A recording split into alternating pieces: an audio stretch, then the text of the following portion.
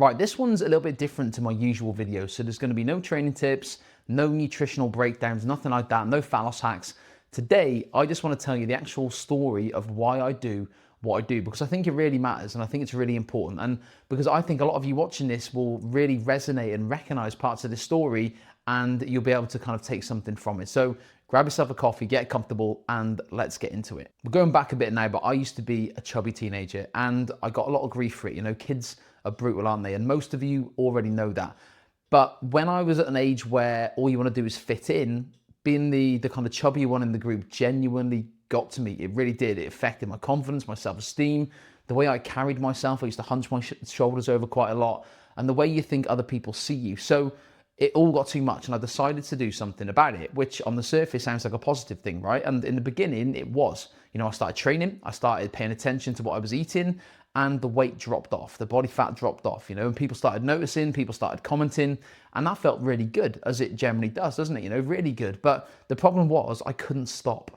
I got to a stage where I'd started something that was initially healthy, and it just became something I couldn't control anymore. I went from one extreme to the complete opposite side of it. And by the time I was a mid-teenager, I was struggling with anorexia. And I want to be clear about something here, because I think there's a misconception that eating disorders can affect only certain types of people. They don't. You know, they do not discriminate by gender, by age, by background, by how much you know about nutrition or your training. They're a response to something emotional and psychological, and has not got anywhere else to go with it, really. That's what it is. And for me, that was a lot of pressure, and a lot of it was going to get a whole lot worse as well. At 16, I turned a professional athlete, professional football player.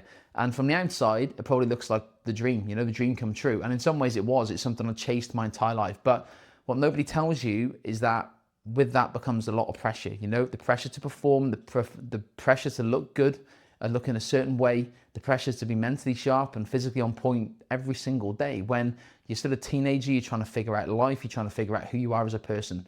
I did not have the tools to deal with that at the time, and I'm honest about that. And looking back at it now, that pressure was just not healthy for me at all. So I was just channeling everything into the one thing I thought I could control, and that was how hard I trained and what I ate. And at the time, it felt like discipline, you know, structured discipline. It felt like exactly what I was supposed to be doing to make it to the top. And this is the insidious thing about it. From the inside, it does not feel like a problem. It feels like a solution. It feels fine, but it was not a solution. It was a coping mechanism. Looking at it now, looking back at it. And like all coping mechanisms, it was masking something rather than fixing it. And I was using exercise as a form of punishment. I was restricting myself massively, and that was control, you know? And I was trying to find myself, but I was tying my entire self-worth as a person to my performance and my appearance, which is exhausting. It's an exhausting way to live, and it's genuinely really affected me mentally. And I want to be honest about something as well. I was not okay. For a long time, I was not okay, and I did not fully understand that until much later on in life. The turning point didn't come in one dramatic moment either. It rarely does, you know, don't expect that. It just came gradually through a combination of getting older, more mature, gaining a bit of perspective, and slowly starting to understand the difference between taking care of yourself and punishing yourself, and just realizing this is not sustainable, you know? In the fitness industry, it's quite blurred lines. Constantly is, to be honest, and it celebrates extremes, it rewards restriction, it confuses suffering and dedication. And for someone who was already wired to push too hard and eat too little, that environment was genuinely dangerous. And what changed things for me was learning things, you know, learning the evidence-based teachings, and actually understanding the physiology and the psychology behind it all, understanding what the body needs to perform, to recover, to feel good, to sustain itself long term. And realizing that everything I've been doing was working against me rather than working for me. The training that was supposed to make me better was actually breaking me down physically and emotionally. The restriction that was meant to be making me leaner was slowing my metabolism to a point where it was almost irreversible. And it was making my relationship with food a daily battle that I was constantly losing. And when the science actually clicked, my behavior slowly started to follow suit, you know? Not overnight, and it wasn't perfect at all, but gradually it did. And somewhere in that process, I realized what I'd been through was not just my story. It was the story of a huge number of people who were walking into gyms, following plans, getting nowhere or getting somewhere and feeling pretty terrible about it when they got there because it was in an unsustainable way. So I realized a lot of people were struggling with this. And because of that, I jumped into becoming a personal trainer. I wanted to give people what nobody gave me. You know, an honest, evidence-based approach to health and fitness that doesn't require you to be miserable to get results. You know, you don't have to starve yourself.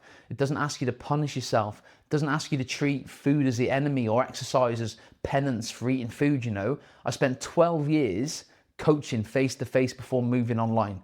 And in those 12 years, I've worked with hundreds, if not thousands of people, to be honest. And the single most common thing I see is not the fact that they're lacking effort or willpower or that anyone's lazy or even just lacking motivation, which some people do from time to time, but it's not really that. It's the people who are using the wrong methods, you know, the plans that are built on extremes that work for 2 weeks and then collapse. They're sexy on the outside, but they just don't work. Approaches designed for someone's perfect week instead of the moments when life gets a bit crazy and it starts falling apart, you know. And advice that just sounds good on paper, but ignores the psychological and emotional side of why people struggle with this, which is massive. So I built Zenith Fit to be the opposite of all of that. Everything I do is built around sustainability. It's built around something you can actually live with. It's built around understanding that your relationship with food and exercise matters just as much as the plan does itself. Around never missing twice. That's a big one that I live by. Never ever miss twice.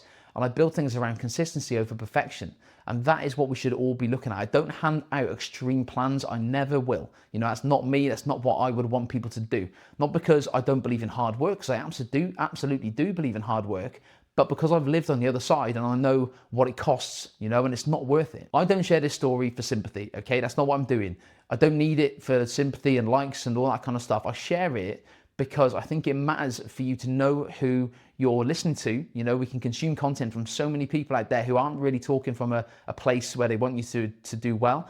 You're getting it from someone who has been through the ringer, who has learned and really, really got through this. And this is the foundation of how I coach every single person that works with me. And if you are somewhere where I used to be, if you're struggling with food, if you're struggling with overtraining and exercise, if you hate yourself, to be honest, which I did at one point, I was miserable and I really didn't enjoy the person I was. And I really tried to change that and went the other way and it just happened again. You know, we have to find that balance in between. There is a way out of this. It's not the extreme way out. It's not complicated either. It's fairly simple, but it's not easy. And the way I work with my clients at Zenith Fit is to find them a way that this is going to work long term. And if you are interested in finding out anything else about what I can do and how I can help you, in the notes below, in the comment section below, you'll be able to find a few links. Go and check it out, you know, check out some of my stuff. There's some free things in there. There's some paid things in there as well. But yeah, hopefully this has kind of resonated with you and you can really kind of understand where I'm coming from, why I do what I do. Like I said, this isn't a sympathy vote.